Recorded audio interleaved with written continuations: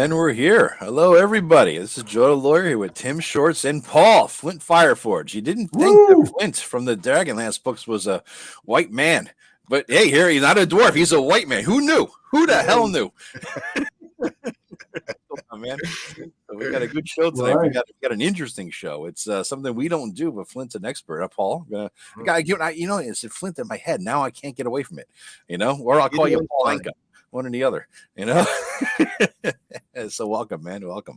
This should be a fun time. Thanks for having me. Yeah, sure. I think you've shown up at every single show so far, or pretty darn close to it. You know what I mean? So yeah, shit, regular.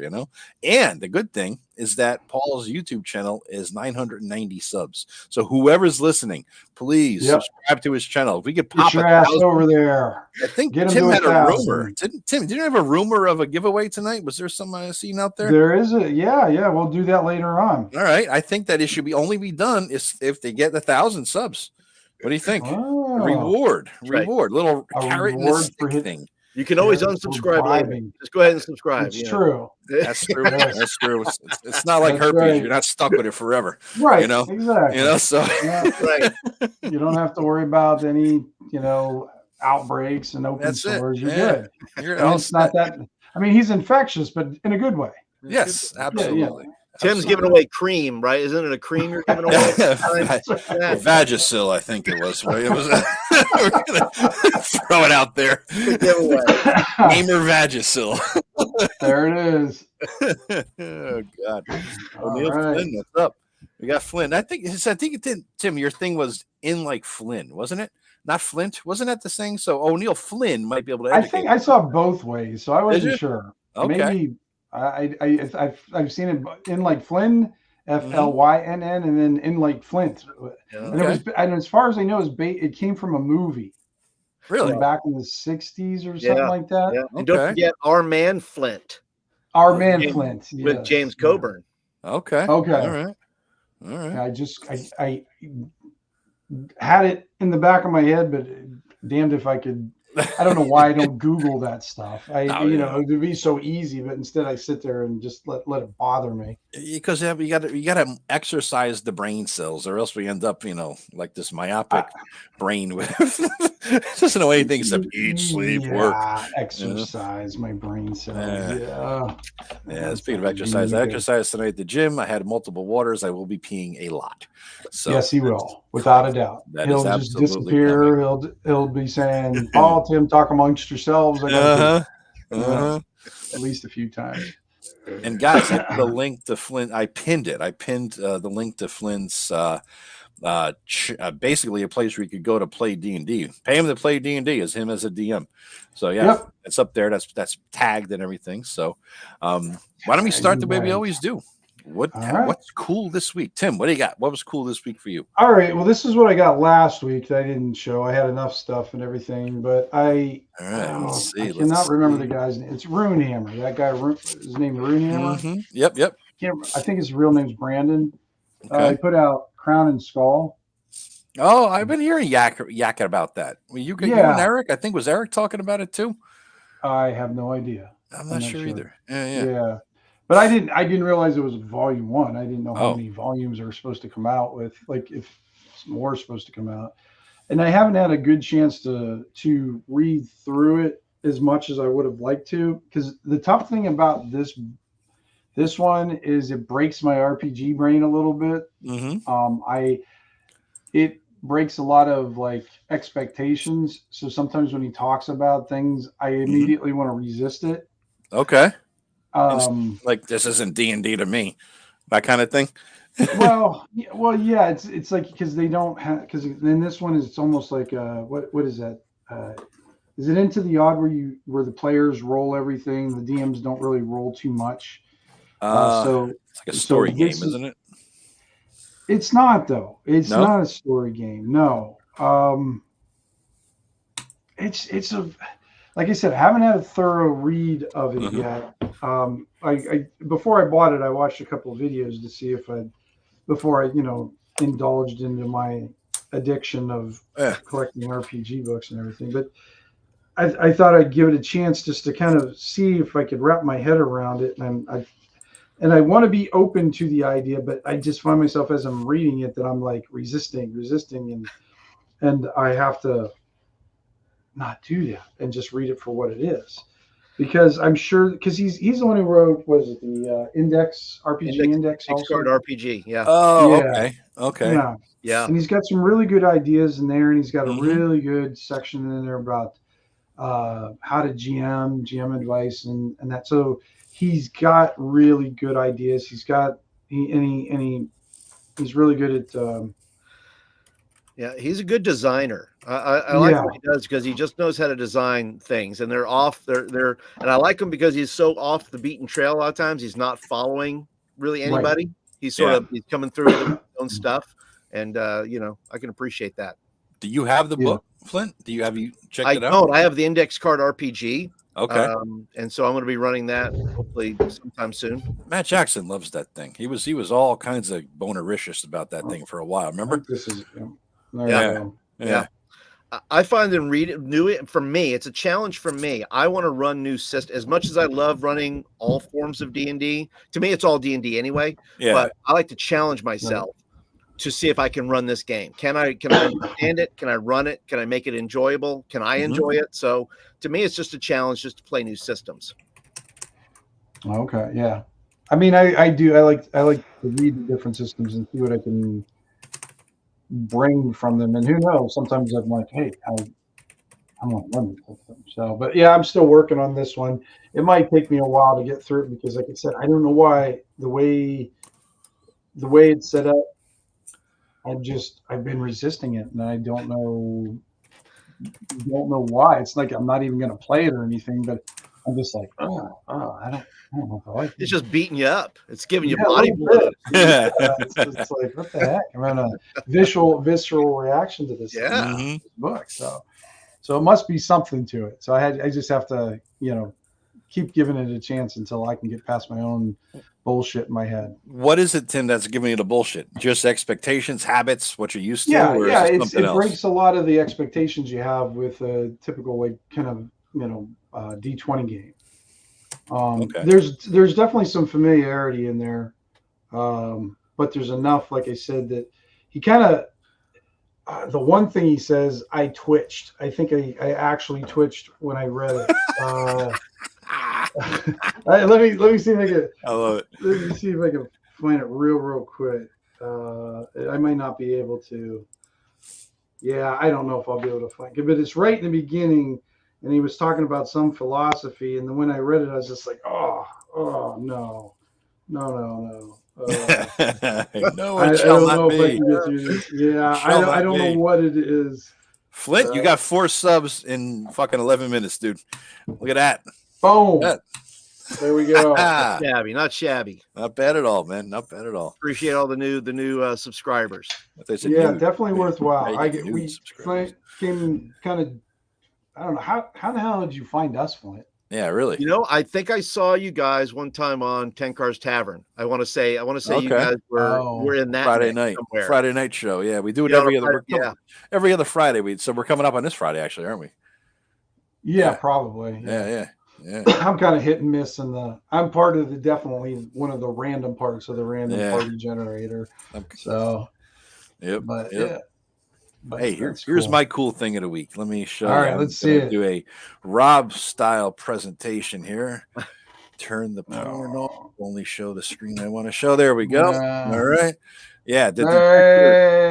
Tim turned me on to this. It's such a good show. It's such a good show. I'd never heard of it before. It's such a.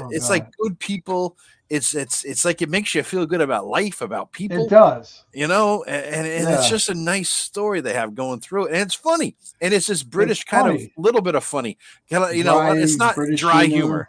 Yeah, and so there's 3 seasons. I think they're like 6 episodes, 7 each, right? Seasons, yeah, something. Then there was one. It's like on the 7th, after the second, between the second and third season, there was like a half-hour Christmas special, and then. I just let Tim know there's a 2022, 5 years after the series ended. There is a holiday movie.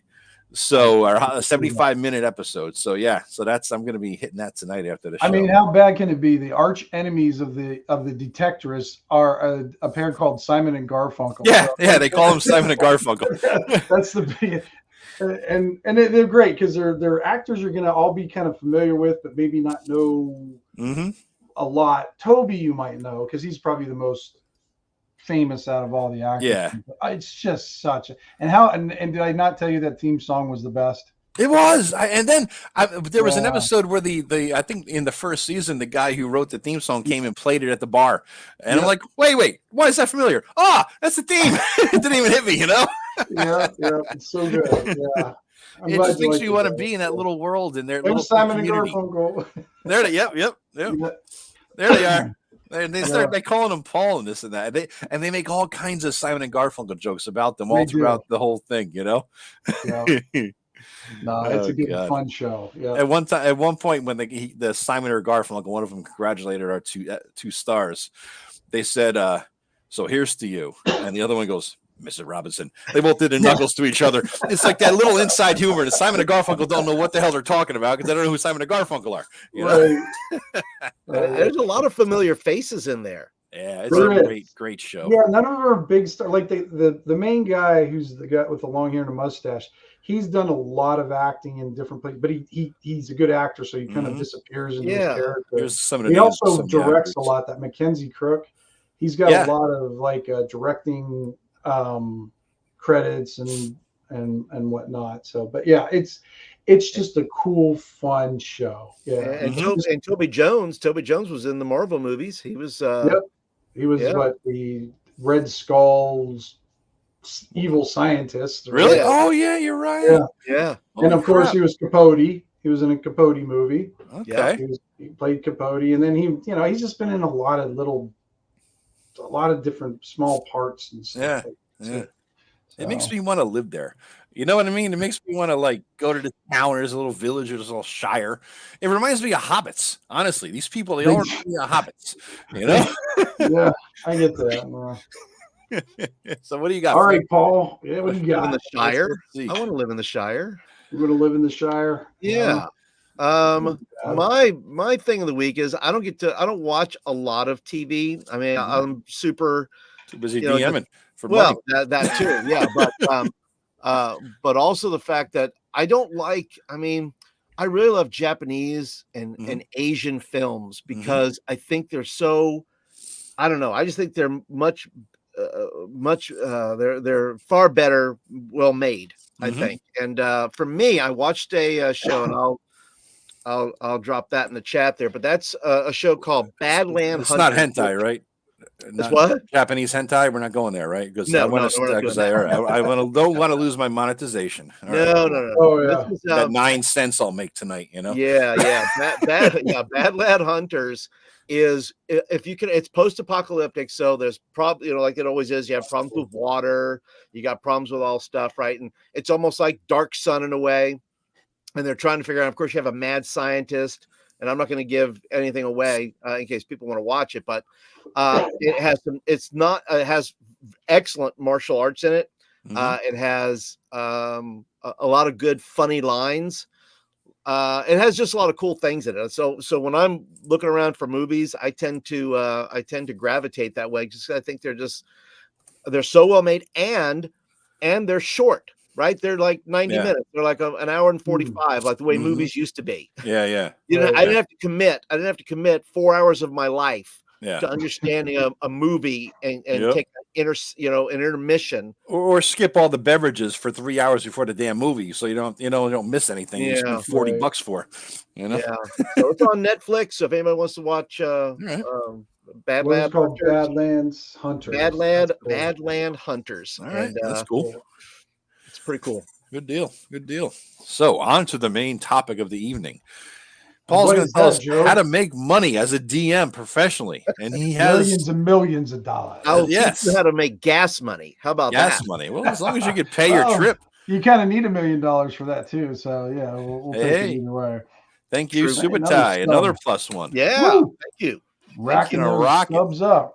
Excellent. Rocket. He's up to 995. 5 to go, guys. Keep it rolling. Keep it rolling. All right. So, Paul, what got you into professional? Like what like got bug up your butt and you said, you know what, I want to kind of do this. I want to try this out. Yeah, it's a good question. I think I wanted to try. I'm one to just try new things. I don't mind. Like, I like to try. It's like, can I do this? Is that a doable thing? And so when I started seeing, organizations like Start Playing and other, that kind of started to bubble up a little bit. I went and I was talking with my friends, and I still play. I run games for my friends that I played in high school with every Friday night. Mm-hmm. And we actually play Esper Genesis, which is a sci-fi version. It's a 5e sci-fi. And we used to joke around and talk about stuff like that. Like when that was coming up, I said, man, this would be fun. I think I'm going to try this. And then when I played my first game, this is no lie, the first game I ever ran, and I had never run online. All my games were in person. So what did you choose? What for your platform? Roll20 or? Yeah, Roll20. Mm-hmm. Yeah, I still use Roll20. I enjoy Roll20. There's a lot of other systems that are just a little complicated. For me, the learning curve is there, and I'm like, I'm gonna stick with Roll20. And Roll20 is getting better too. I think they're growing and so forth. But the first game I ever played, it was so funny. I had no idea, how it was going to go. And I remember I told these guys, I said, hey, first time online here, was going to let you know, hey, we're going to get into this. It's going to be a lot of fun. And towards the end, I can remember it was a total party kill. Wow. At the gate. But wow, you didn't mess around, did you? Well, no, listen, I foreshadow. Okay, I'm a foreshadowing DM. I said, so it ended with a statue of an evil dwarf, mm-hmm. and his hand down. It had a gem there, and there was a thief in the group, and the thief immediately grabs it. He says, "I grab that." I go, "Really?" I said, "Are you okay? You played with Shane Ward too?" he grabs this thing. He grabs this thing, and I went, "Okay, here's what happens." Okay, I tried to foreshadow it. I tried to say, it's evil looking, and the thing is glowing, and it's doing some weird stuff. Nope, I grab it, and these are all grown-ups, by the way. There's none of these are kids or anything like that. Nope, I grab it, and so he grabs it, and then I said, "Okay, everybody needs to roll a dexterity save because this statue just blew up, and there's pieces of statue flying everywhere." And then I said, "All right," and all of them took just deathly damage from it, and they're all laying there dying. I said, "All right, one of you, one of the guys I said, give me a Constitution save. Give me something here." Rolls it, critical fail. He dies immediately. Of course. They find their bodies, they clean them up, and they just take them away.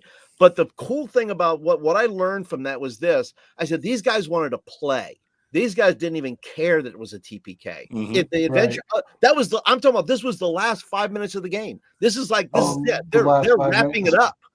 Like all they have to do is like do this thing and they're done. Yeah. And it was so close to the end that we all had a really good laugh about it. And it was fun. So, for me, that was my first time doing it, which kind of was good. That like, that's like the worst case scenario, right? That's so for me, it was like, that's the worst thing for me could happen. Is like, you guys are paying me money and I just killed all your characters. So, and then you thank me for it. So that's, that told me something. That told me I could do this again. Well, I've been to clubs with people like that though, dude.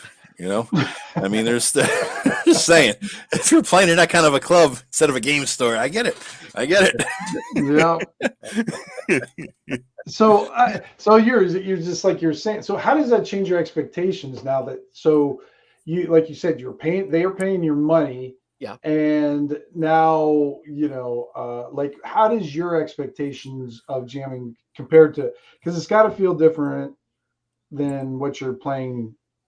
Like if you're just playing with your buddies and you're just rolling dice compared to not too much. No, not for me, because to me, it's about the love of the game, right? It's about, I want people, and this is where I get a little philosophical about it, is I want to give people the same experience, especially those that have never played before. I want them to have the same experience to some degree that I had when I first played.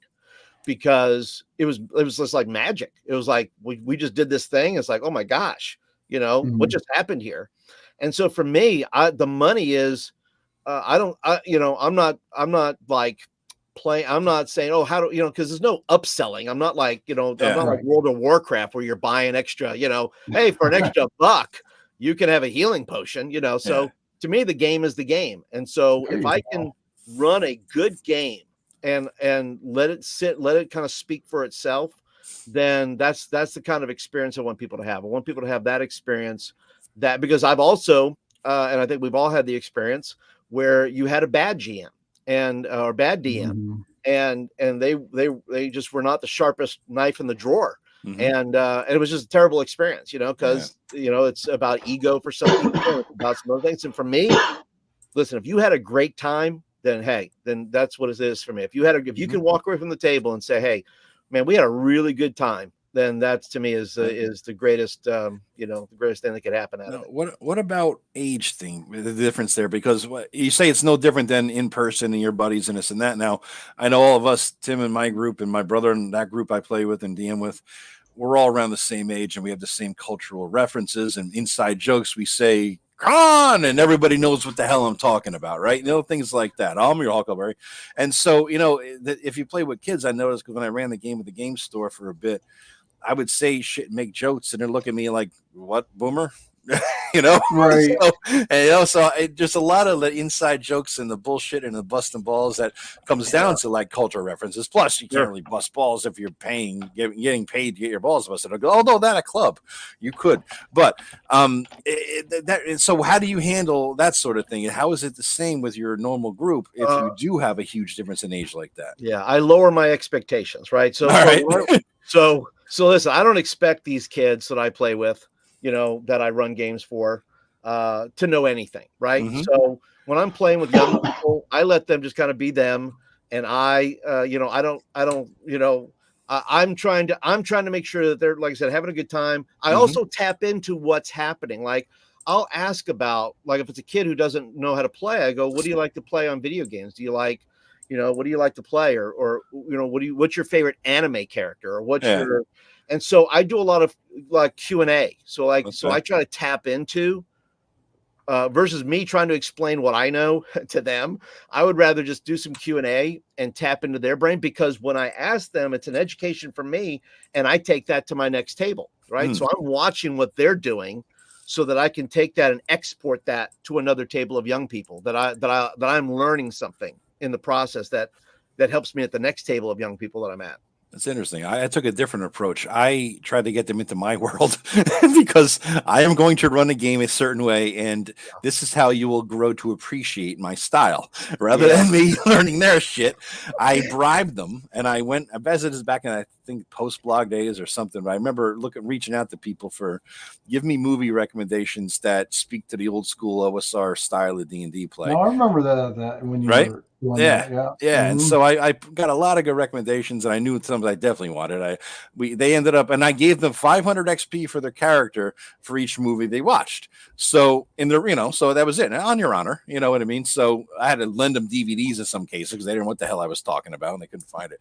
But Conan, both of them, right? I know that you had what was it? What was that cartoon movie, Tim? What the hell am I thinking? The badass fucking Heavy Metal. Heavy Metal was there. Fire and Ice. Yep. I think we had Unforgiven in that list. We had Excalibur. Excalibur was there, definitely. We had Tombstone, the movie with Wyatt Earp and all that. The one with Doc Holliday as Val Kilmer, not the other shit one. Although the other one had a better Wyatt Earp, I gotta say. It would have been a good merger to bring that Wyatt Earp into Doc Holliday, Val Kilmer. Would have been a good mix, I think. But yeah, there's a bunch of movies, and I just bribed them with XP to watch it, and they actually kind of understood me a little bit better, Yeah. Tim, you just ran a game recently for kids. Did you have to like adjust in that regard, expectations or points of reference, or? No, I mean there was no. It was basically just trying to introduce them to the bare minimum of the game. I mean, I gave them, because you're talking about 18 kids in an hour and a half. Yeah, there's not a lot of subtleties going on. It was just a lot of let's roll this dice. This is what's going on. And, trying to get the kids and just trying to get the kids, keep them engaged, and then try to teach them a little something and a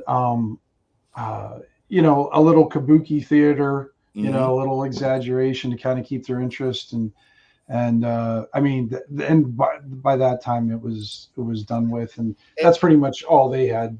Gotcha. Yeah. And the thing is too, is that for us, when we first experienced it, that was a zeitgeist, right? That was a moment in time that I don't think can be replicated for various reasons.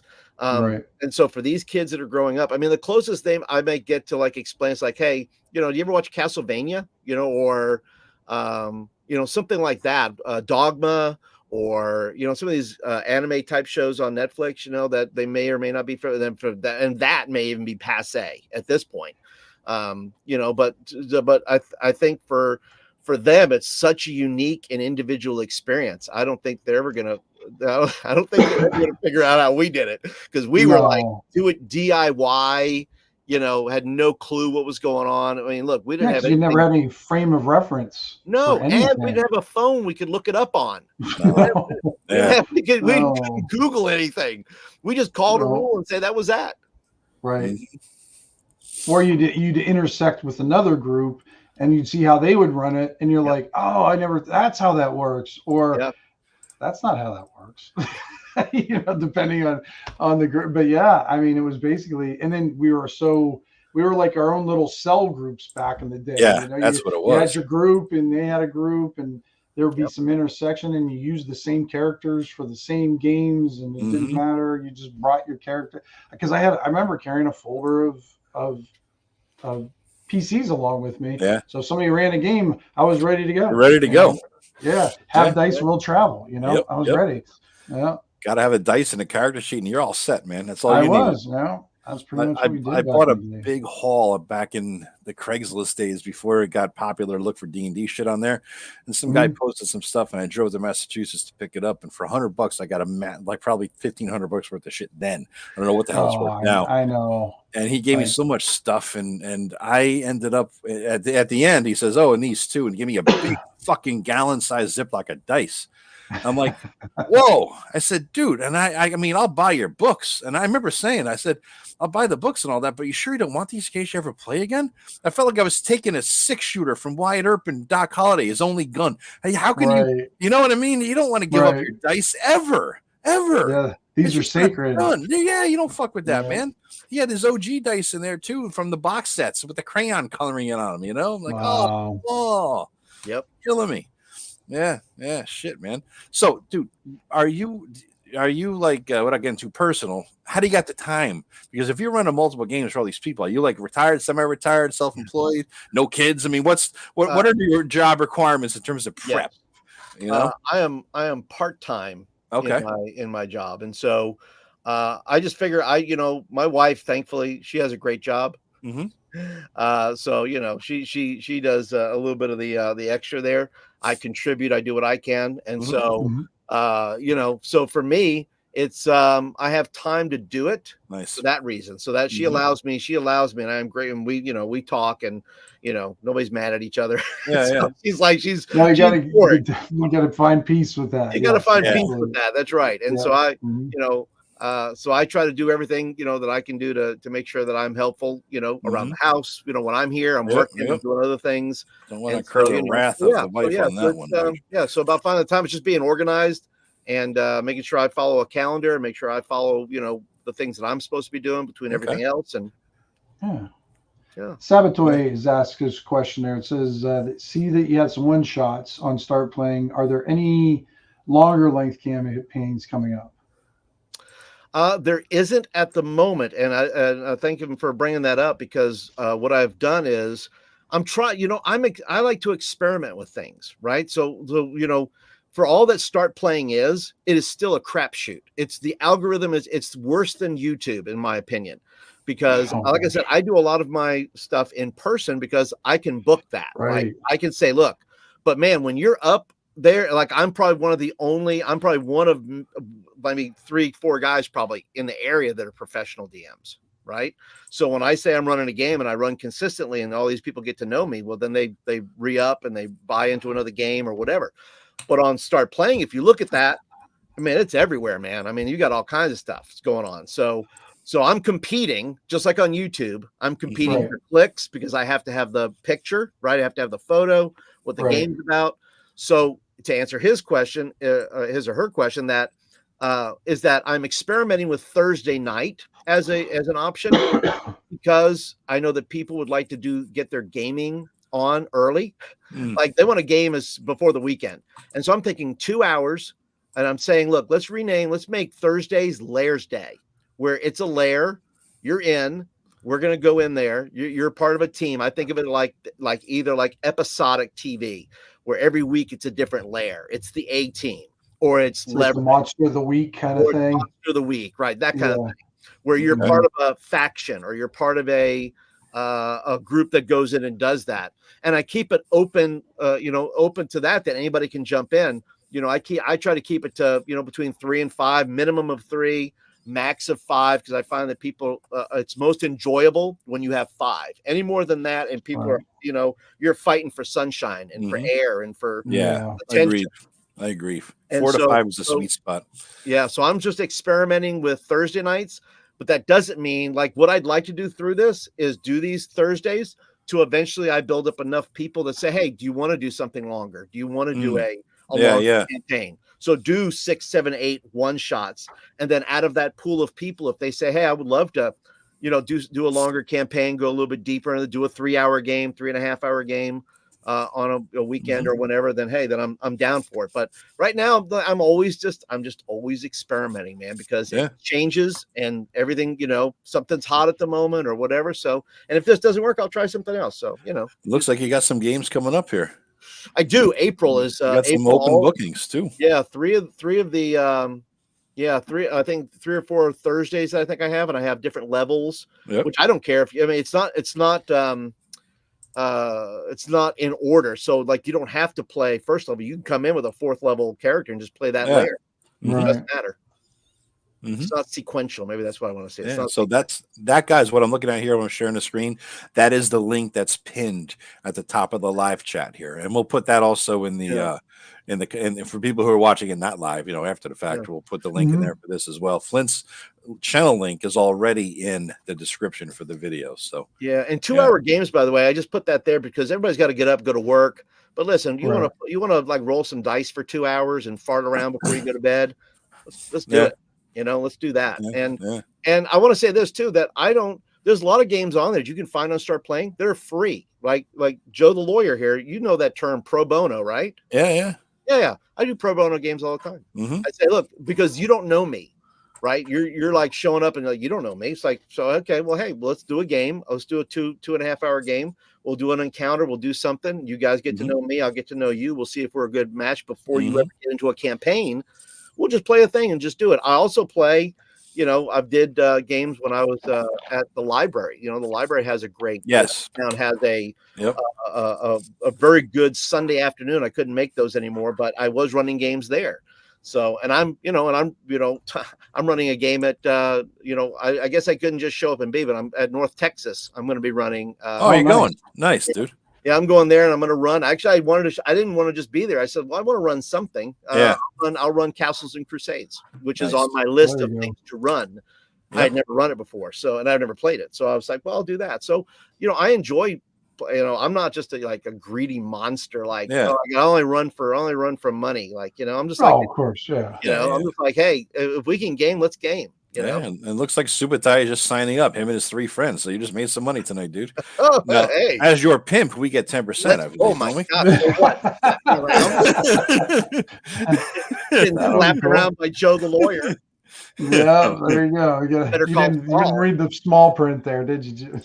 yeah. So here's my other banner at the bottom there. So just in case. This is not legal advice. I'm not when I had to create that when I did the video for the OGL. OGL. I didn't want to. I am not a lawyer, but I play one on YouTube. Yeah, right. Everybody thought it meant that I was a rules lawyer, but no, actually, I don't practice, but yeah, I have the license. Yeah. But I was a rules lawyer. I don't know what came first, the rules lawyer or the brain that made me a rules lawyer. You know what I mean? That made me a lawyer. Did the rules lawyering in D&D give me the lawyer brain that make me go to law school, or was it always there? That's why I became a rules lawyer. It's like a chicken and egg thing. I think I don't always had it, Joe. I can see you being a pain in the ass either way. Yeah.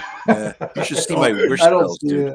You should see my old wish spells back in the day. My son is going to law school, by the way. Oh yeah, yeah. My youngest son, he's filling out applications to all these places, and haven't talked to me, dude. Poor bastard. No, there's no lawyer that I know who would say, "Yeah, I want my kid to be a lawyer." There's not one. Listen, he graduated with a political science degree. Okay, let him go. Let him go. Let him go to law school. Yeah, it's not going to law school. Please, nothing else to fall back on with that degree. I get it. Oh God, yeah. So Joe. Was that going to be Max's destiny if he didn't die in City State? To be the party pimp? Yeah. God, I would. Yeah, that's a party man. I mean, you make a good money as a party planner. That's all I'm saying here. All right. So let's see what Paul's up to. 997. We are 3 away. 3 away. You realize that, Paul, when you get to 1,000, I'm taking this from the Detectorist Skull Dance. You have to get up and do a dance for us when you get to 1,000. Oh, the other Detectorist Skull Dance, right? Whenever they do find their gold, they got to do their dance. Let me get my chain bikini. Oh, baby! Now we're talking. Is there there's your money maker, Paul. That's what you need to be charging That's for. It. Huh? That's right. If professional DMing doesn't work out, yeah, I'd probably have to give money to other people, though. I'd probably have to pay people to watch me dance. If someone would pay to see my fat ass on a pole, I'd be on the fucking pole. Let me put it that way. But no, it's not really a market for fat bastard, on a pole. So it ain't gonna happen. And the other thing I was going to add, Paul, because you're I think kind of different in a lot of these on Start Playing, because most, like you said, most of your games are live, aren't they? You said face to face. No. Well, no, not the online. Yeah, most of my games are in person. Mm-hmm. My games on Roll20 are not live. I don't do live with them. They're just games. Okay, I got you. The majority of my games are in person games. Gotcha. I understand that now. Okay, and then how long have you been on Start Playing then? Like how long you been? How many years ago? Yeah, 3 years, maybe 3.5. 3 years. Okay, and I got 12. Once again, it's a, and I don't even really care. I mean, look, I mean, like I said, it's a it's a fight for attention is what it is, on there. So, so if I get something, that's great. If I don't, but there's I think that's the vast amount of, because there's so many. I mean, look, there are guys that'll get, 2 people, and you got to call and check in with them and say, hey, doesn't look like this game's going to happen because we don't have enough people, Yeah. I'll run it if there's 3. If there's 3 and you guys are game, let's go. Let's do it. But for the most part, there's, I mean, all because I'm in the Discord and I'm, there's bemoaning everywhere, as to what, there's all the things that you got to, as far as online gaming, as far as people, that, or got people checking out on them, don't show up for their games, right. It's no different than real life, right? It's no different than calling you and saying, I can't make it to the game, it's just online versions of that.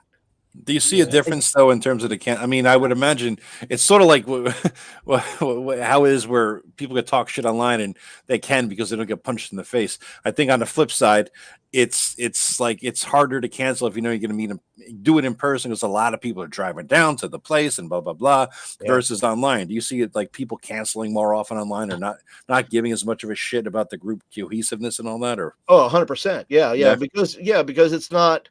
You're not the investment's not there. Yeah. Now the thing is though, is I'm glad you brought that up because I find that people who are willing to pay for games are invested in that, right? It's I mean, really when you're because a lot of times, let's be honest, sometimes it's the DM that bails. Yeah. The DM said, I got whatever going on, right? And so a lot of times a lot of people want to play, and really when you consider it, what you're paying for is consistency. You're paying for somebody that says, look, they're there. Look, I'm going to spend my money somewhere. I'm going to the movies. I'm going to go bowling. I'm going to go play laser tag. I'm going to go golfing. I'm going to go pick any number of things. And you're going to spend that money somewhere. Well, some of that money you say, well, I want to have an experience, because really that's really what we're saying is, so look, we're playing a game, but I want to give you the best experience you can have. And then I find that when people pay for something, they tend to value it more. They tend to say, oh, this is something that I want to do, and this is something I want to do well. And that's a perfect segue to my biggest question. I was talking with Tim before this in text, and somebody's paying you. You want to give them the experience. You want them to come back, right? You want them to have a good time. You want them to say, I kicked its ass, or whatever the case may be. And I got the gold, and I got the chick, and I got, the whole bit, right? And so do you pull punches? Do you have a little bit of a railroad? Do you say you fudge dice rolls? Are you a little lenient, whereas you wouldn't be with your regular gaming group in real life? I mean, what do you do there? Yeah, it's a definite sort of a contradiction of goals. You want them to have a good time, but the best time they can have is when they might die for real, right? Right. All my dice, I do most of my dice out front, so everybody knows what I'm rolling. They see what I'm rolling. And so based on the first adventure I had where everybody died, right? I would say I don't favor. Okay. I would say that my inclination is not to favor it's got to be where it's got to be. The game is the game, right? I'm gonna let it play out. Now if you're smart, let me tell you what I do honor. I honor smart. I honor intent. Look, I tell people, look, the only way you're going to die in my game usually if you do something unbelievably stupid, like grab a gem off a evil dwarf statue. Yeah. Right? Or in Rob's case, kiss some what was it? A weird Selkie. I think it was a Nereid. So listen to what he's saying, Rob. This is Rob's out there fighting his tongue. Rob's out there like he didn't play. Give me the link. Send me the invite. I must defend myself. And listen, when I play too. Listen, if somebody comes back or doesn't come back, whatever it is, they can leave an ugly review if they want. I mean, that's fine. I'm not everybody's cup of tea. But I'm going to play the game to the best of my ability. I'm going to because I do want. Listen. I think people respect the fact that I'm going to play and deal with them forthrightly. I'm not going to fudge dice. I'm not going to say, hey, by the way, I'm going to say, look at all your options. I'm going to say, what can you do? If you come up with some smart solution for me, we can work with that. If your character comes up with something, I'm down for it. Let's figure that out. Because if you're playing the game right, I'll roll with it. I don't mind doing that. Looks like you got all glowing reviews there, Paul. So you're doing good. Here's my favorite review of yours. Where is it at?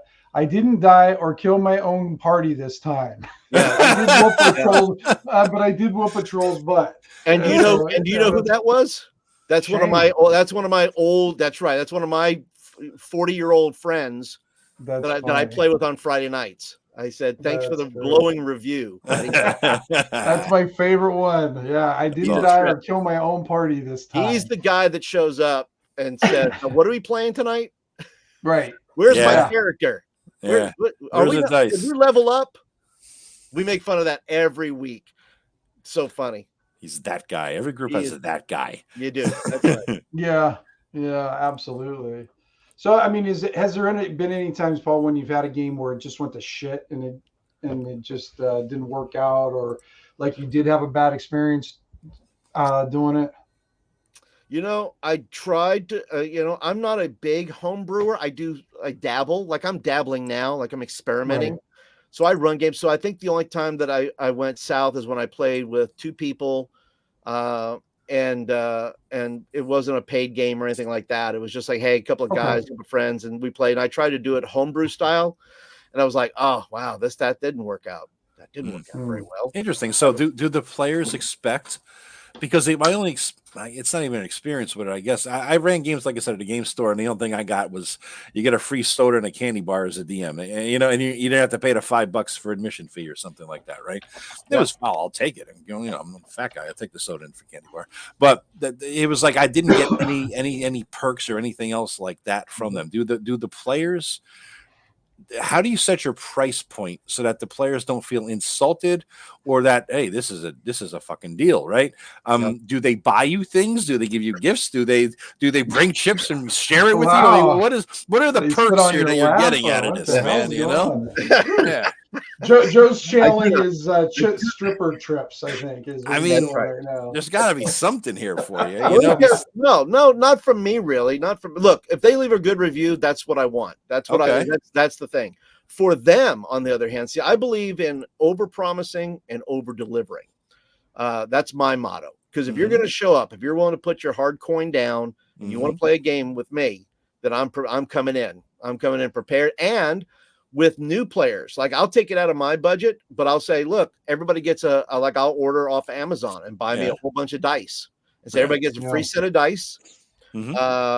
I started doing, if you're a first-time player, I started doing certificates because I can do that, right? I just make some Canvas certificates. I go, hey, well done. Nice. Dungeon succeeded level 1. Because I want them to walk away with something in their hand that says, oh, I did a thing, right? They got some memories, which is fine. But now they got like a certificate and they have dice, and my local game store, they're the best. So for my learn to plays, or actually any games that I play there, we'll take a break, about, normal games like 3 hours. So about an hour and a half, I tell them, I say, look, about an hour and a half, if you want, we'll take a break. The store for you guys paying, because I contribute to the store. Like I'll divvy up with the store what I make, right? For their benefit as well, because I want them to succeed.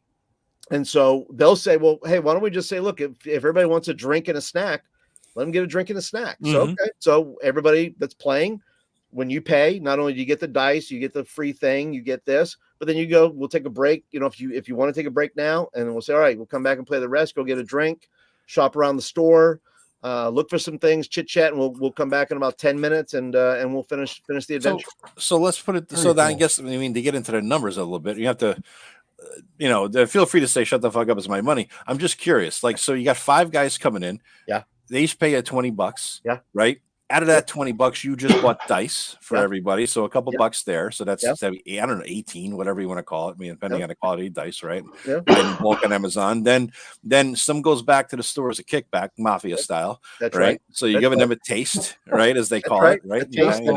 A taste from back in New York where you're from. And that's right. And then some of that taste gets a candy bar and or a soda, right? And so for the $20, each person is paying 5 people, $100 gets, into the kitty. What are you walking profit wise? After all the deductions and whatnot, you know what I'm saying? Yeah. Those in-person games, I'll probably walk out of there depending, because some people tip, believe it or not. Really? I don't tell them to tip. Some people throw in an extra 20. Were you wearing the chainmail bikini at the time? No, I was not. All right. Well, I don't. But that's extra. That's you don't get that for free, my friend. That's the upsell right there. If you want to run this game, any chainmail bikini, that's going to cost you. But yeah, I'll walk out of there sometimes, in between, depending, sometimes I'll have 5 people, sometimes I'll have 6 people. So anywhere between $50 and $60, on a weekend, which is not bad. Look, it's not, like I said, it's gas money. And a lot of times I'll take that money and spend it, back in the store. Buy something. $60, you say? I'm sorry. $60. So $60. So 40% kicking in. Yeah. So $60 cash. I take it, right? Yeah. So, our favorite uncle doesn't get any piece of that. Beautiful. Well, we didn't say that. I didn't say that. I'm just saying. The good old fashioned America here. That's the way we roll. I'll tell you my best score that I ever made. Yeah. I ran a game, and Tim will appreciate this. The 11-year-old boys birthday party. That sounded a little creepy. But okay. I said it's a birthday party. What do you? All right. The whole part about Tim will appreciate this. 11-year-old boy. Well, you appreciate kids. So you didn't know about the. You guys brought me on here and violated me. Now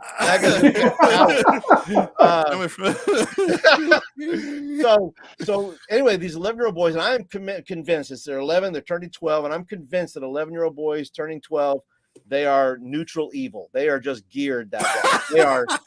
They are 100%. Yeah. There's 5 of them, and they are. It is madness. And not only that, this kid wrote his own adventure, and it was a good adventure. Wow. He wrote it for his birthday. I took it and fleshed it out, right? I added to it and put some background to it, but he wanted dinosaurs. He wanted dinosaurs. He wanted time, space things where you could control time. He wanted there was one scene if you remember, there's the epic, like the one of the last battles was, if you remember, Time Bandits. Yeah. And where it's all the little Right. people, right? And the Mhm. portals open up and they're all trying to kill this guy. And there's tanks rolling in, and there's people from different ages and eons, and tanks. That's exactly what it looked like. It was absolute Okay. chaos. Right. Kids are rolling on the floor, wrestling with each other. I mean, it's madness. The sugar, man. It was a birthday. Oh, There were yeah. He's everywhere. Just Let me tell you what, jacked up though, on sugar. Do you supply the sugar too? Yeah. Now, on average, I say, look, because I'm not at the game store, I get 100%, right? So for $25 a head, right?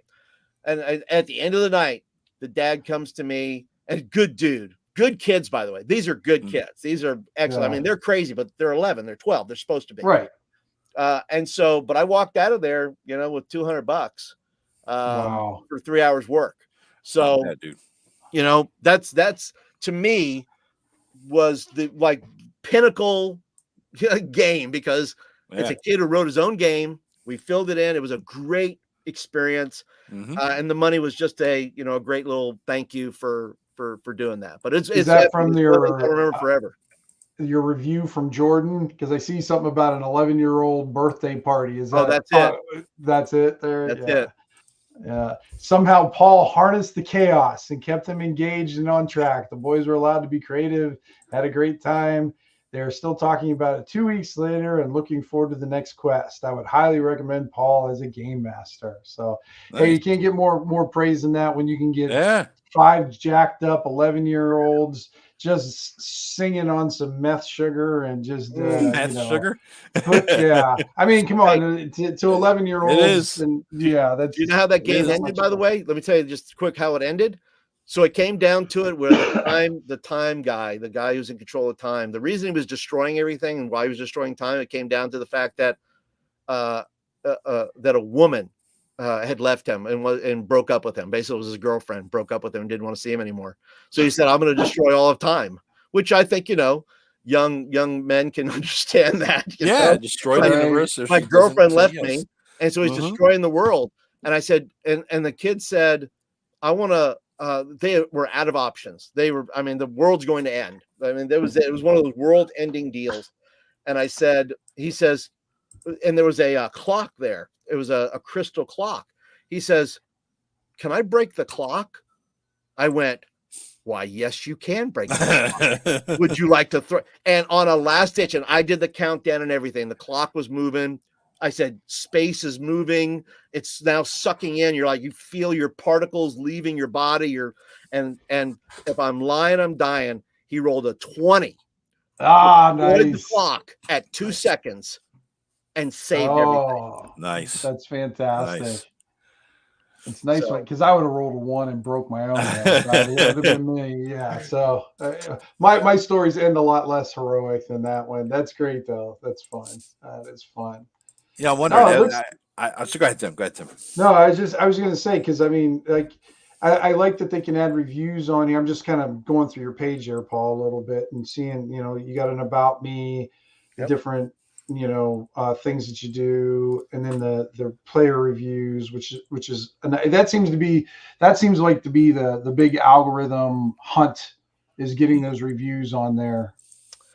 For it seems like that would be the thing, but it almost seems like to me though that Start Playing is got to be almost your tertiary type of thing. It's almost like you got to get a YouTube thing going or something else going to feed your Start Playing.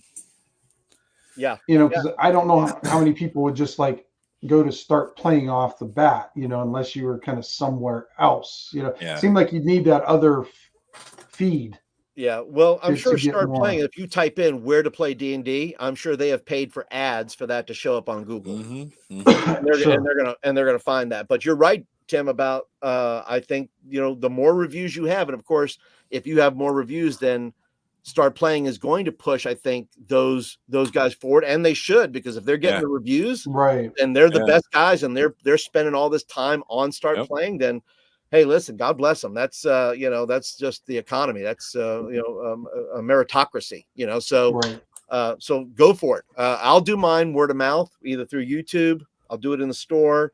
I got a Substack, so sometimes I'll send out, a little okay. newsletter as to, what's coming up if people want to do that. So, I'm good with, letting it grow naturally, organically. So, Right. I like how you had the guy or just say what create the adventure and I'll run it. Depending on the level of detail, it's great what you want to tell me 10 things you want to see in the adventure and the general outline or just tell me which adventure you want me to run. If it's pre-published, I'll get it or something along those lines.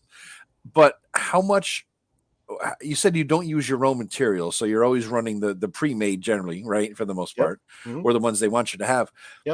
Do they like that better? Because then they could say, oh yeah, we beat Rise of Tiamat 2, man, in the game store, and it was awesome. We beat against the Giants, or is it that, or is it just like do you think they care if you're using your homemade versus a pre-made store one, so they can say they all beat it like Tomb of Horrors back in the day with us? I don't think like when we were growing up, right? When we saw somebody that when something came out, an adventure came out or whatever, everybody was kind of playing that. It was kind of in the in the air. Here, I don't think they do. I think that the experience itself is they have, because once they leave that table, 9 times out of 10, they're not hanging around with anybody else that's playing. They're just back to so lives. These aren't gamers looking for a DM. These are people looking to play D&D, maybe a one shot or something like that. The new players, the ones that sign up for the Learn to Play don't have any idea. They could care less about Wizards of the Coast. They could care about they want the experience of playing. They want to say I've played. Yeah. And then from that point, I'll say, and I don't, like I said, to me, it is super communal. Me, it's people, and just not a fun fact, an awful fact is that loneliness is at an all-time high. I was reading something about that. I'm really interested in that for some reason. I don't know why. I've read several articles about that, and the fact is that people, for me at least, that I think it's super important that face-to-face, whether it's online or whether it's whatever, that you're in a communal aspect. And I think what D&D does is it creates that community, that you're building community. So to me, like I said, it's a lot of people just look, there's plenty of D&D DMs and professional DMs who say, look, they'll play a game, they want their money, they get banked, and that's it. To me, mine goes a little bit deeper than that. I feel like I'm fighting for community. That's something that's being lost amongst young people, which it's desperately being lost, especially face-to-face community, especially. Both, whether it's online or in person. To me, if you're willing to show up and let's talk and let's have a good time and let's laugh together and let's let's have that 2 or 3 hours together, that you're not going to spend that in any other way like that. So to me it goes a little bit, for me it's about creating a communal experience. That's cool. Now for the one shot, or the early people, right? I'm sorry, the people come into the game for the first time. You're doing one shots? It sounds like. What system? You're not jumping 5e on them, right? You're doing some set of basic BX OSE. I mean, what are you doing? No. I'll do 5e with them, because here's why. Here's what I do. It's really simple. Here, I'll just show you a real quick trick that I use. I keep first of all, I limit the kind of things that they have to play. So I have these cards. You can see those, right? Okay. So all these cards. Your cheat sheets. I give them little cheat sheets. Say, what do you want to play? Right? You can play any of these things, right? You can play Dragonborn. Pick from these 5 cards I'm going to give you. Right. And then I'll give you, one for classes, right? I'll give you, what do you want to play? Do you want to play a fighter, a thief, a rogue, or a wizard, or what do you want to play? So I limit that. So there's a race card, a class card. Right. And then is there like a house rule card or something like that? Or no, what I house do rule manuscript like I have, or anything like that? No? Right. I do. And I did this, one of my videos on my channel, I do about cheating, that it's okay for DMs to cheat. And what I mean by that I was watching that the other day. Is that there are cheat sheets that I have that I give to the players that share little things like, what can my character do? Can I do this? And can I do that? And it gives them a very quick blurb on those things. But another thing that I do is, and here's where I go old school with it, I make them roll up their character. I don't do pre-gens as much, because here's the deal. There's some people that want to learn how to play D&D, and there's some people who want to play D&D. Yes. And the people that want to learn how to play D&D, I teach them to roll up their character. That way, if the robots come and destroy everything and eat the internet, then at least they can, roll up characters. They don't need their phone to do it. And so I teach them to roll up, how to put, numbers in, what their bonus is for that, all that kind of stuff. And it takes them maybe 15 minutes, right? 15 minutes to do that part. And then we're in. So I'll take a basic, 5e one shot type of thing. And then we play it according to that. And then we go from there. Now, do you, it sounds like you're doing a lot of official D&D for these games. Do you ever change up the system or say, hey, I'm running Osric or I'm running AD&D or just as a variety and post it out there? Or is it worth it because nobody would, people wouldn't play, it wouldn't be worth it? I could do it because the new players wouldn't know the difference. If I said this is D&D, they go, okay, that's cool. D&D. Okay. They don't know. But I will say this, like example, for Shadow Dark, I don't mind like putting it out there, especially for players who are that kind of they're in their late 20s, early 30s, late 30s, who never got to play those things. I'll post on there, says, hey, who wants to play? Who wants to play basic or who wants to learn how to play how it used to be played? Who wants that? Yeah. And I'll put that out there for them. And sometimes, like I'm doing Shadow Dark, which is, it has its whatever, but I got some players that want to jump into that. And so I try to keep the 5e part because, and by the way, I don't always use Wizards of the Coast stuff. I use a lot of third party first encounters, right? My stuff that I like, Cobalt Press has these adventures called Prepared 1 and 2. Lots of great adventures in there. Sometimes I'll use like Sly Flourish has some great layers. He's got what's called fantastic layers. And I love those things. So I don't know. I don't use necessarily Wizards of the Coast stuff, but I'll use a lot of really good third party encounter type stuff. DM Dave is also good.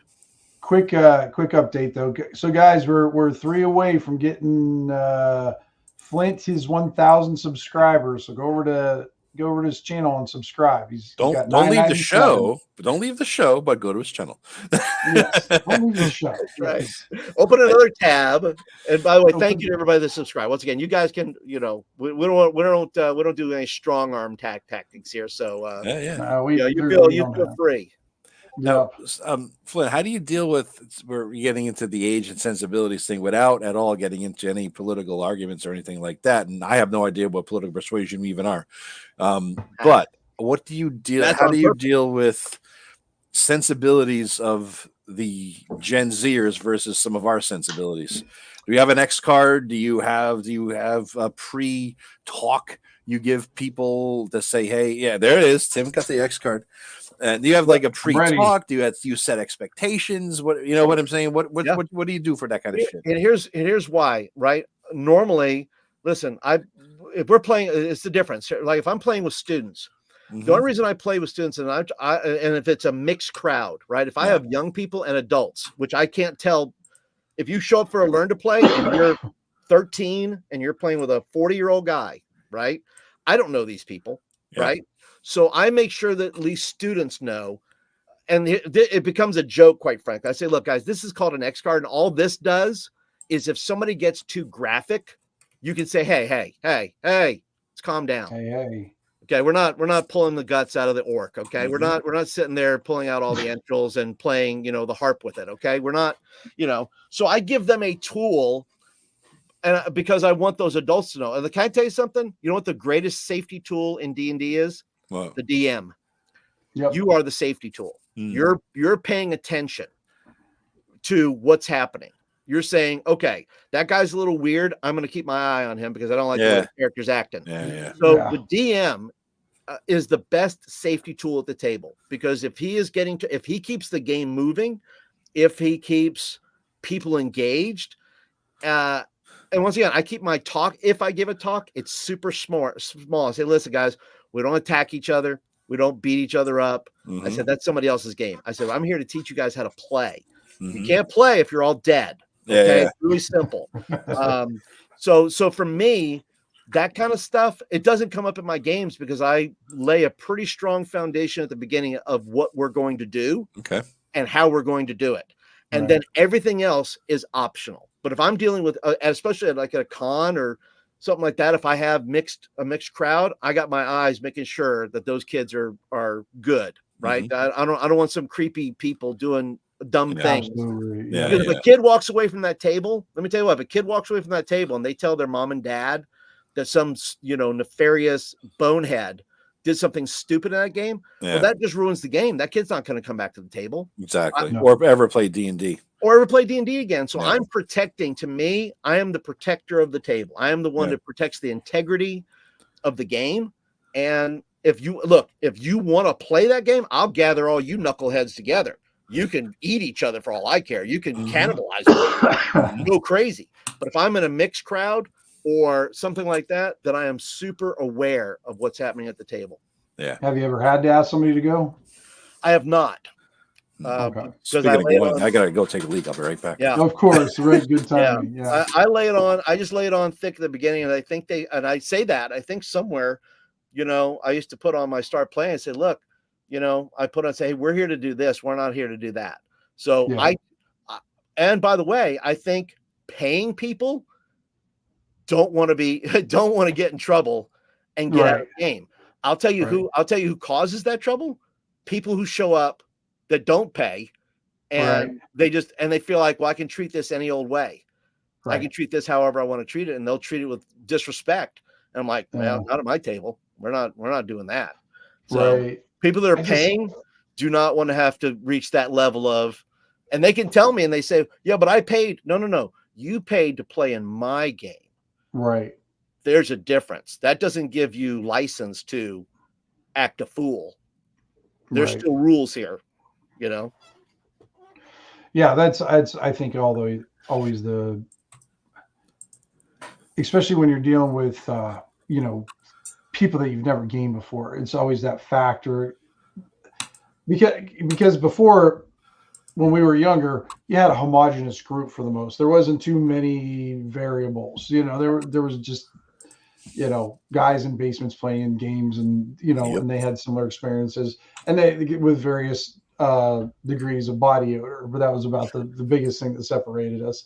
And nowadays you have such a stratum of ideas and ages and expectations and political views and that it's so, when you get into that group, like I was in one, I had a really bad con time, and it was the one here's the ironic thing. I think I shared this with Joe before, named Rob. We were at a convention, and this guy, and he's a big boy. He's a big dude, and he's just being a jerk to the GM. Every time the GM said something, he counteracted him, just was insulting to him. Big as in big muscular bodybuilder, or like fat boy? No. He was big. He's like, he's like 6'3". I mean, he wasn't fat. I mean, he kind of looked more like a biker dude than anything. Okay. And I'm not one to hold my tongue. I'm very upfront with stuff, dealing with, I do it all day long. You got nothing, whatever you got going. So I just told the guy, I said, if you don't like what's going on, leave. I said, you're just making everybody miserable here. Yeah. It's like every time the DM has said something, you've insulted him. So why are you here? Yep. And then he got mad at me, and then he left. And then you know what happened, Paul? Everybody at the table got mad at me for talking to him that way. Because they were younger, Tim? Yeah, most of them were younger. I mean, I all I was thinking is, I was just looking at him and astounded, and I'm just like, I like you guys less than him now. Yeah. That's all I was thinking. It's like, man, now here I'm trying to make the game go smoother, and he was just being so toxic that it was just I'm not good at just keeping my mouth shut with that stuff. Yeah. And I once again, depending where you play, you can find toxic people anywhere. I play in Alabama here. So things tend to lean a little more conservatively in some cases, right? If I played in a different state or a different area of the state, maybe, or whatever, then maybe I get a different crowd because I'm, in the center of the state, I get a certain, group of people or whatever, but I've never had anybody, and I've had all kinds of people. I'm talking about across the spectrum of people, and people show up and I have good faith in them that they want to play the game. Most of the I come in with the fact that they want to come in and either learn how to play, or they want to play and be a part of community, and that's kind of what I hold the standard to. It's not about your politics. Listen, you want to do that, but I've never had to correct anybody on that because I've tried my best to make the game the game. Yeah, unfortunately, I'm one of those guys. I'm a bit of an asshole magnet, and I tend to go magnet. Yeah, because if there's going to be one at the convention, I'm going to end up sitting beside him. Well, it's just it happens almost. Well, it didn't happen at ShireCon. I had a great time at ShireCon. I guess you would have been the asshole, Joe, because you were sitting beside him. So I don't know. True. And the funny thing is, I first heard you say asshole maggot, which I thought is an improvement over. Yeah, I mean, now I just created a new monster because of my mishearing what you said. There's now going to be an asshole maggot in every game that I run, and it will be much like your dreaded what the hell did you call it? Rock rub, motherfucking rock rubs. I didn't kill you. You just always you're just such a baby. Tried to assassinate me. Rock rub. Oh, it was a DM assassination. Yeah, the asshole maggot is going to be a thing now, though. But yeah, I just find like it's a really interesting mix because like sometimes I'll go out there and I'll do like the conventions and I'll run games and I'll have the best experience, have a great time with folks. And then but I also have that, like I think it was the same convention. And so I'm going through the characters and it was just a 3E game. I'm going through the characters and I pick one out and I changed the name on it and everything like that because I couldn't pronounce the name. It was, one of those, and I changed the name and it was a female, so I changed it to male because I wasn't going to, I didn't want to play a female at the time or whatever. And the guy beside me said, "Oh, well, it doesn't matter to me. I'll play a female. I'm okay with my masculinity." I'm thinking, and I'm like, dude, you don't even fucking know me to make that comment. Should have punched him in the nuts right there. I mean, how's your masculinity feel now, asshole? I didn't even say two words to the guy, and the guy just started taking shots at me, and I'm thinking, it's like, why am I here? I mean, I was just like, this is such a miserable freaking con right now. I just freaking hated it, and then I got. What was it? Then I had the third game I was in. It was the last game I was in. This is why I don't like the X card. It was because we got in the game and this girl was playing it with her therapy pet, and she didn't like that we were playing a game where the guy was running an adventure where like animals were like the protagonists in it and everything, and they were getting hurt, and she kept on touching her X card. That she didn't want the animals to get hurt. That was triggering her. And the poor guy could tell. A furry or something? I mean, Jesus Christ. That's the ironic thing. This was a furry convention / game convention. It's funny that you say that. I'm not even joking. We know why. If Rob's out there, he can verify. What? Rob's a furry too? Well, is it a LARP furry? Rob's always furry. Yeah. Well, I know he's furry, but Rob is a LARPing furry. I mean, that's a whole new. The game? But the poor guy was running. No, I wasn't running the game. The poor guy was running the game, and I could tell he didn't know what to do because every time he did something, she would just touch the X card. And he was trying to be sympathetic towards her, so he had changed the monster, but I could tell he was just getting completely fried. And then after changing the entire game for her, she's just like, I don't like this, I'm leaving, and she got up and left. And the guy was just I said, dude, you didn't do anything wrong. I said, this has got nothing to do with you. This is on her stuff and that. I said, you didn't, so I'm playing counselor with this GM. So that was pretty much like my one of my convention times. The only game I had that was any good was Tim. Can I interrupt to say, boom? Did we get it? You got 1,000, baby. We got 1,000. We got 1,000. Nice. Release the giveaway.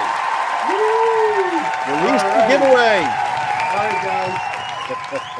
Thank you, everybody. Good job, everybody. Yes, thank you. Comments. we're gonna do the giveaway. I'm not gonna tell you what it is. Give it a comment. If you RPG Dad, you're the one. Are you the 1000th RPG Dad? Good thousands job. RPG Dad. Fantastic. All right, now we got to write. We got to come up with a better way to do it than this. I think Eric does not have to do it where he just sits there and writes people's names down drunkenly. No, he's got that weird thing that he rolls online, but it keeps rolling us up. I don't mind that. I mean, shit, take it. Now we got to figure out who posted. So, all right, I'm gonna go back. You guys keep talking. I'm gonna go back and grab everybody who posted's name, and then we'll figure it out. All right. Well, you're gonna go back and get everybody's name. Yeah, I'm gonna write it down on a piece of paper. So I'm gonna scroll back in the comments, write everybody's name down who posted here. Okay. All right. So you guys keep talking, and I'll start writing. All right. So you were talking about like you work with kids on teaching them how to. What do you find is like the biggest obstacle for that when you're teaching the kids? I think it's just about patience. I think if you go in knowing that if you think to yourself, okay, what is the worst possible thing that can happen here? It's like they're not going to pay attention, and I have to know, okay. So when I bring that, I know I have to work on my patience. I know I have to work on working with them and figuring. I mean, it really is improv. I mean, because you have no idea what they're going to do, and just throw the rules out sometimes too. Because look, it's not. I don't want to sit there trying to teach you a rule that first of all, if this is a one shot, I don't care. What do I care if you're gonna? I can enforce the rules, but that doesn't give you really the picture of how to play the game. Which is why, by the way, when I do a learn to play, I tell people before they join a campaign with me, if they've never played before, do one of my learn to plays. Do 2 or 3 until you're comfortable, and then jump into a campaign. So to me, it's very much a process of learn to play, learn the rules in general, and then we start to teach you how to be a good player within a community. So with kids, it's the same thing. You teach them how to the basics rules, and which is not super hard for 5e. It's, roll a D20 and then compare it. Right. So it's a matter of just working with them. And if I find that I'm working with them and not against them, right. If it's give and take, ebb and flow, that works for me. Right. If I got to fight with you all day and I'm trying to do something, then to me, I have to check myself and go, okay, what am I not doing? What am I? I don't blame them. I blame me. I go, I did something wrong here. I'm not getting something. Where am I lacking patience? What's my teaching like here? Am I not making myself clear? Am I not well? Right. So that's my default is it's my fault. It's not their fault. It's my fault because I'm not. Sounds like a guy's been married for a long time, Paul. Just saying. As a single guy here, that just grates on me in some way. I don't know. I can't do it. I've been married 33 years. 33. Nice. So you learn a few things. Hey, you learn when to shut the fuck up. Which is true. And so for me, it's also a matter of just wanting to, I think there's just more, the old saying about, you catch more flies with honey than vinegar, I think, or with sugar than vinegar. I think you catch more flies with shit too, but that's true too. but that's some Southern wisdom right there. Yeah, I think Southern Pennsylvania. Yeah. If I'm coming into it with the attitude of, look, I'm here to serve you guys. I'm not here to just, blow up in your face and teach you everything I know, which I'm not going to do. I'm here to help you understand what you can understand. And then just stay open to it and try to, listen to what they're saying and then flow with that versus I have a plan and now I got to do it, How young do you go with them, Paul? For me, 11 is probably now maybe I've had one 10-year-old, but I try to group them together. I find that if I can get 11 and 12-year-olds together, or a bunch of 10-year-olds together, or young adults together, or various degrees of ages of adults, it's hard in mixed groups only because everybody's expectations is different. At least in a campaign. In a learn to play, they're all learning at the same level. to the degree that they don't understand the rules. They don't know. So they're all operating out of that vacuum. So they're all listening to what I'm telling them, right? I've had parents in there. I've had parents and their kids playing, which that is a blast.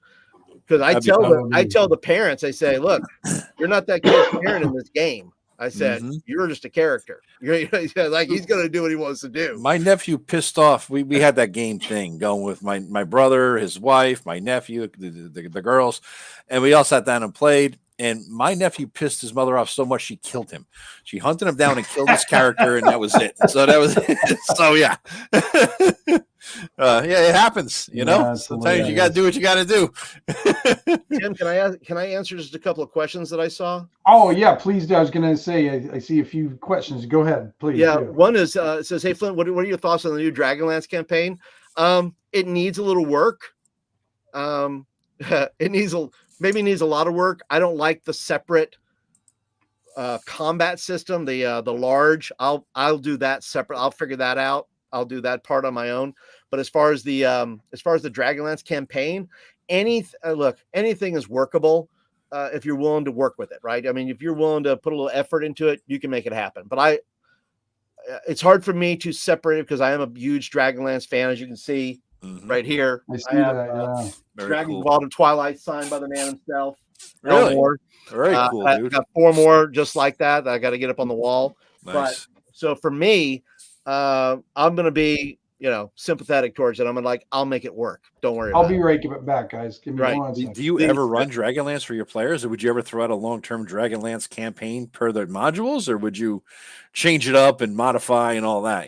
Oh, I'd modify if I feel like I need to modify, because if it's going too slow, or I don't feel like it doesn't make any sense, or there's not enough buy-in. Yeah, I'm gonna change it up. I'm gonna change it up for sure.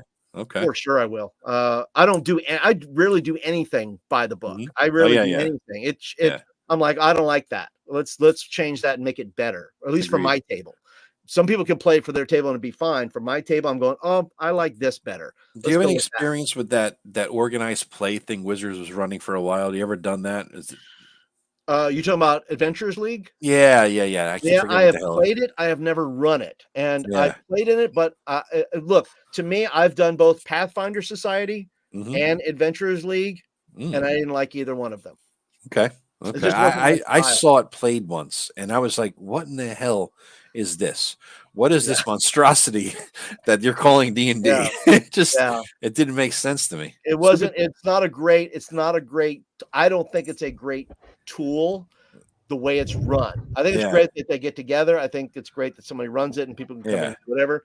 But I think the system of it, because they have had to rewrite those rules so many times and bash and then trash it and bring it back. They just never could find a thing for it. So to me, those are whatever. The other question I saw is, Paul, do you do paid 5e sessions on Roll20? I do. My group and I play in person. Well, Mike Halloran, I do. I do run 5e. I've run Pathfinder 2nd edition. The way I got back into gaming, I was off on a hiatus for a long time. Pathfinder 1st edition got me back. I ended up running a whole adventure path for somebody because they said they wanted to play. Great. I said, well, I'll run that for you. Which one?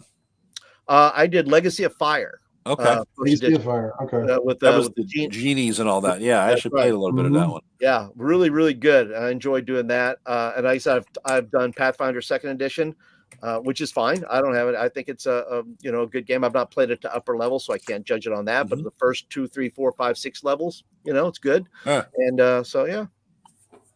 So here's the guys. I have the names written down. So I don't know whoever is here still. If you don't hear your name read, let me know. Comment. So we got Mike Halloran, Terry R, O'Neill Flynn, George Lariacona, Thaitis, the K5K. Subutai Stormborn, GM Grimoire, Thraxis, Rob Connolly, King of LARP, Jim White, Walbin666, RPG Dad, and Joe Cool. Somebody's impersonating me. Joe Cool. So anybody else who commented, who I didn't say comment now, and anybody who hasn't commented, comment now. And that this is the giveaway, guys. One of my doubles that I did the other day. Doubles are good. 1, 2, 3, 4, 5, 6, so 7, 8, it's going to be a deck of cards of Ensorcelled Loot. This is a Phil Reed Kickstarter, and they're always really good. I mean, and So this is for Shadow Dark. I ordered 2 of them for no particular reason. So they're basically brand new cards, guys. Senior so I'll moment. send them off to you. Yeah, absolutely. Tim, senior moment benefits you. So if you haven't, so my senior moments are going to benefit you. So if you commented, this giveaway is brought to you by Alzheimer's. Yeah. You have to keep on giving. Sheritol and Depends undergarments are also funding this little. All right, so we got 14 names, Tim. You got a D20. Ignore the top six. Let's have Paul roll this. All right. Paul, grab a good D20. Yeah, and ignore anything above 14. I guess that's what we'll do. Let's make. There we go. What do we got? Unless you got a D14. Do you have a camera, Paul? We could all see the roll live. Can you lower it? Wait. Lower it. We got Odo. Oh, whoa! 15. You got a D15. 15. OTTOMATIK is number 15. And what we got here? We got Jim White was in it. Mark's genre mixer. All right, Mark got in there. Comment now. Yeah. How about this old school, by the way, that I'm using for my oh wow, the compendium. Nice. Complete monstrous fighting. Yes. All right. Let's see what you get. Let's automatic. I like once that. Again, rolling in public. No hiding. All right, we have 16 people. I got the order. We're 16. It was the order. It was the order I read, boys and girls. Number 3. A 3. 3? I can't see that shit. 1, 2, 3. O'Neill Flynn, are you here? O'Neill Flynn. Flynn. You are the winner, O'Neill. Say hello, O'Neill. Say hello to your little friends. Does he have to be here to actually win? Because how's he know if he won? It's going to help to do that. Otherwise, I can't get his address. Send it to him. So if O'Neill, if you're not here, we really can't. How are we going to give it to him, Tim? If he isn't, he's not going to watch the replay, right? Yeah, so, I don't know. We'll O'Neill, you got 1 minute to say hello or something, man. If you're taking a crap or whatever, we give you a minute. If O'Neill doesn't come back, there he is. There he is. All right, hey. Boom.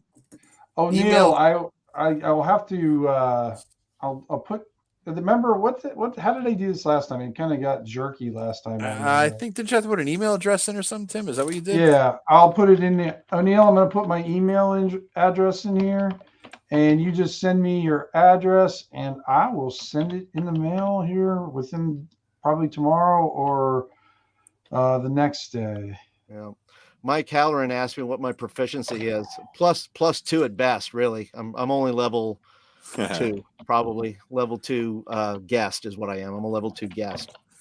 That's an interesting thing, a level guests, right? I mean, you think about it. Who has the biggest channels? Who would be the 100th level, 20th level, 10th level guys, right? Yeah. Who has ignoring the girls who have D&D channels who have a zillion subscribers because a lot of horny boys, right? Who has the biggest channels out there? It's Professor DM got $100,000, right? Yep. Matt Colville does he have 500,000 or something like that? Maybe he's got quite a few. Yeah. I wonder who it is. Baron DeRob has quite a few. 30 or 40, I think, right? He's up there. Yep. He had a nice sweet spot there, that guy. Yeah. He exploded really fast, DM Lair. DM Lair's got a couple 100,000, I think, right? Or at least 1 or 2. Yeah. I'm just starting to learn which ones are which and which ones I can listen to and which ones I cannot. Yeah. I know. So you know what? I don't watch a whole lot of them only because I don't want any of if they have any bad habits. Daniel's great. I don't want them to creep into my game. Yeah, right. Now there's occasionally pretty good, but I don't watch a lot of their content because I'm busy trying to create content. So I'm either creating or I'm consuming. I'd rather be a creator than a consumer. Jeez. Yeah, I've been eating a lot of content lately. Yeah. I got a little bad news, guys. Just a message from Eric Tenkar. Jim Ward just passed away. Really? Oh. Yep. Oh man. Yep. So I know he had issues for years with like he was going in the hospital for I think it was like stroke or brain issues. Something's going on there. So. Yeah, that's too bad, Mr. Deities and Demigods. Yeah. And Greyhawk Adventures. Yeah. That sucks. Damn, man. That sucks. Yeah. Well, shout out. There he is. Yeah.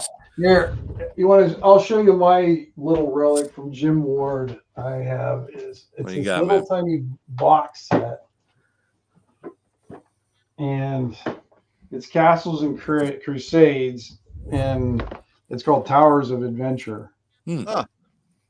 It's just this weird. I didn't know anything about it. I've had it for years, and the only reason I got it is because it was Jim Ward's. I saw it and I picked it up. I mean, I was like, well, I like everything Jim does, and I was coming back to the D20 stuff back then, and that was one of the first things I picked up or something like that. Yeah.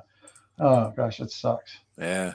Was Jim involved in with the Castles and Crusades in other ways too? Do you know? I honestly don't know. I picked that up I saw it like in a used sale. Yeah. And as soon as I saw it, my hand just automatically whoosh. I was like, nobody else was going to get. I saw it and I just thought like 12 other people automatically saw it at the same time I did, and they were going to grab it at the same time. So yeah, he did do. Looking at his Wikipedia, he did do Castles and Crusades. He did the supplement Gods and Monsters. Yeah, back in 2009, and he also did editing for their Castles and Crusades magazine, the Crusader Journal. Oh wow, okay. That's what I thought. I remembered his name related to that. You're right. Thought so. Yeah, Metamorphosis Alpha. Yeah, the journal. That's right. He did that. Jesus.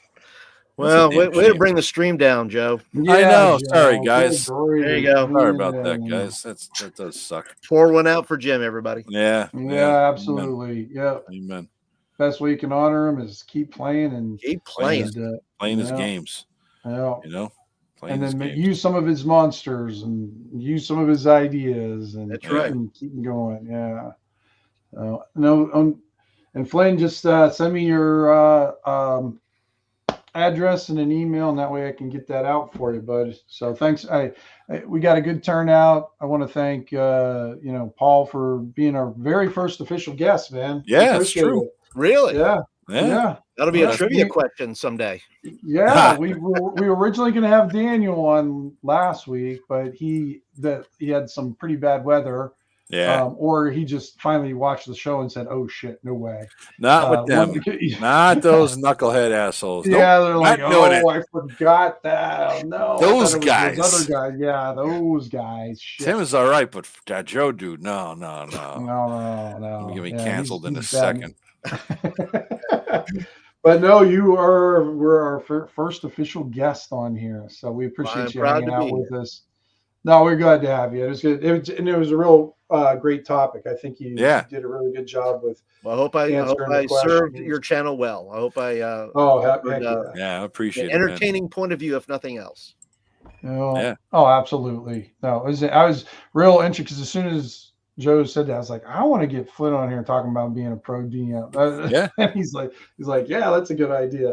Because I had questions, lots of them. So, have to figure this out. Yeah. Thinking, what's our retirement gig going to be? You get that. What is that, Mr. Evil? You're like, $1 million. That's how much I make. Billions. Drop your message, Facebook Messenger. Yep. Yeah. Oh, that'll work. Yeah, that'll work, Flynn. Yep, that'd be great. So, well, hey, everybody, thanks for stopping by. We appreciate you guys every week. It's so funny that we end up with so many more people by the time we end our show than we do in the beginning of the show. Joe's like, we got to start it later, and I'm like, I got to get up and go to work. Yeah, we're old.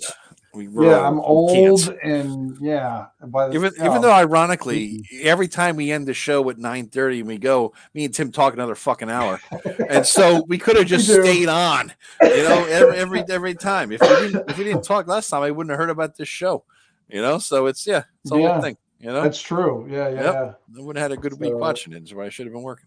And I didn't say it out loud, did I? Wait. Flynn got his 1K followers, so I was happy we could help out with that. Amen to that, man. Amen to that. Awesome, guys. Well, thank you very much for watching, guys. I guess we'll wrap it up here. About an hour and 40. Not bad. All right. Take care, everybody. Have a good day, and thank you again, Flint. Night, everybody. Bye-bye.